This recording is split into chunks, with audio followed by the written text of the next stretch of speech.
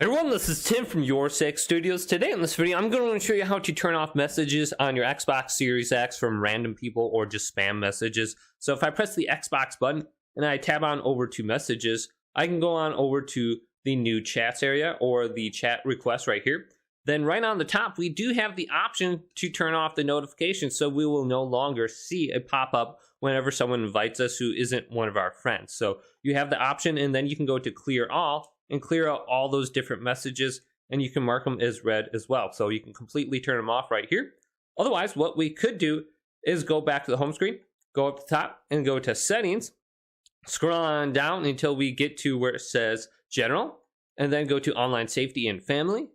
Then you can go to privacy and online safety, and then go on over to Xbox privacy, and then go to custom and go to view details and customize, and then go to communication multiplayer.